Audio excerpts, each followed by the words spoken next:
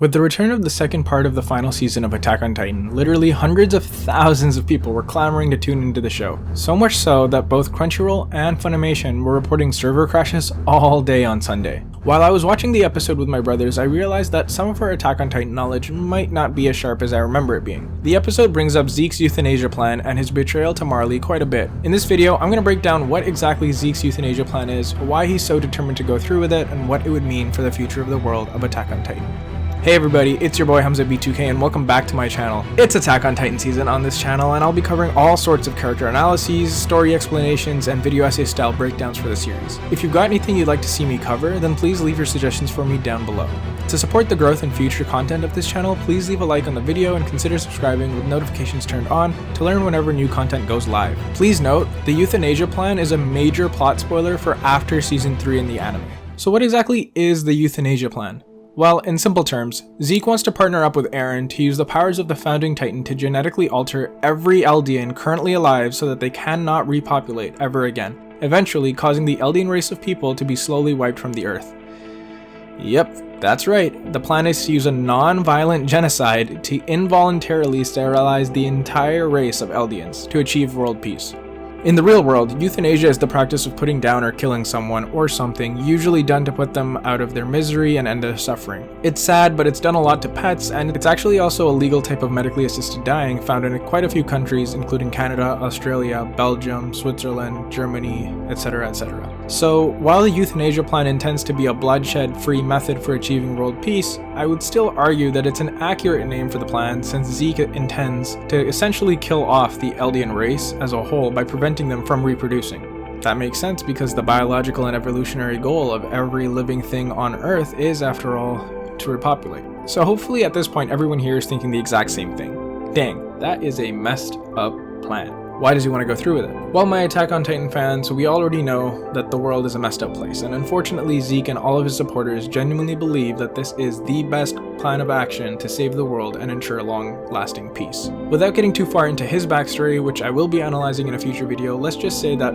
from the moment he was born into the world, he became super hyper-aware of the discrimination that his family and all Eldian peoples faced at the hands of the Marleyan oppressors as second-class citizens. His father Grisha told him as a child that if he hated the way things were in the world, that he would have to be the one to change them. See, the thing is, only Eldian people can actually become Titans, as they're all what is known as the subjects of Ymir, the original progenitor Titan. According to Marleyan history, the Eldians abused their Titan powers to enslave and oppress the other nations until eventually Marley somehow managed to take control of the Eldians and use the Titans for their own gain. So since only the Eldians can become Titans, they were the only race on Earth that the other nations inherently feared because of the potential of death and destruction that they could cause. To make things even more complicated, you can't just kill the existing Titans and Titan shifters to solve the problem. The subjects of Ymir are cursed in a way that guarantees that as long as they exist, Titans will exist too. Once a Titan shifter gains their powers, they only have 13 years of life left to live. If the Titan shifter dies or is killed, then the Titan ability is randomly reincarnated in another Eldian citizen.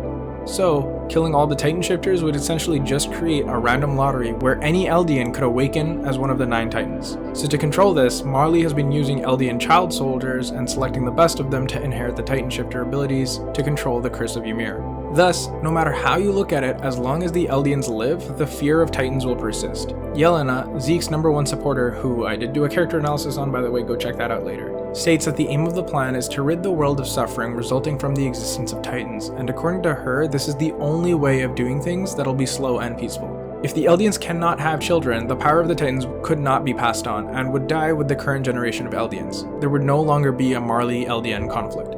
That's a dumb plan. Sure, future Eldians might not exist, but what about the current ones? Will they magically be able to stop being a threat to the world? Just because they can't have offspring doesn't guarantee the safety for current generations of Eldians at all.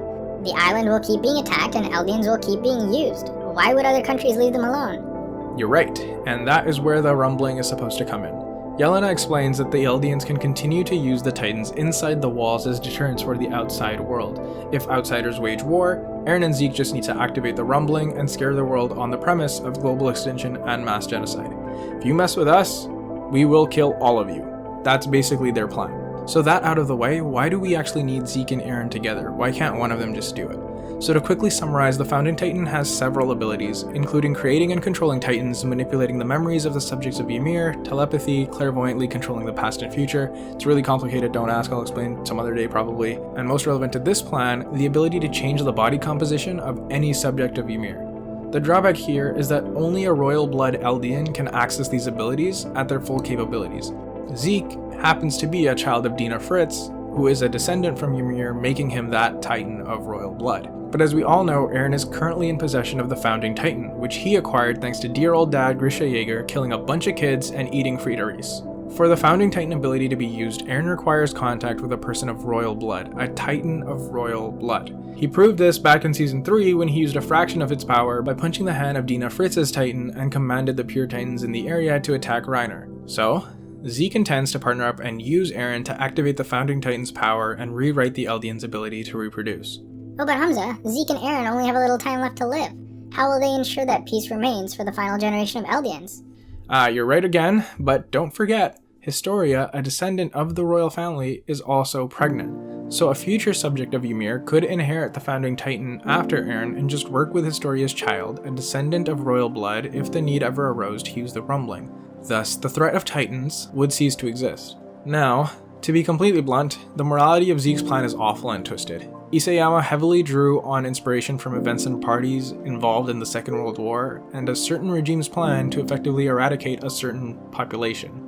There's really no logical justification that would work when weighed up against the enormous moral issues. Despite that, Eren tells Zeke that he'll do it, that he'll put an end to the 2,000 years of history of being ruled by the Titans. He said it himself, there's no better salvation than never having to be born into this world. Thank you everyone so much for watching. I hope this explanation video helped clear up the details of Zeke's plan for the world. If I missed anything or if you have any more questions, just drop them down below. I'm working on quite a lot of Attack on Titan videos right now, including Zeke's story, the complete political history of the Eldia Marley conflict, Ymir Fritz, what's going on with her, and a deeper dive into the powers of the Founding Titan. It would mean a lot to me and it would support me in making more videos for you if you could please leave a like and subscribe to the channel. That's all for now, and until next time, peace out.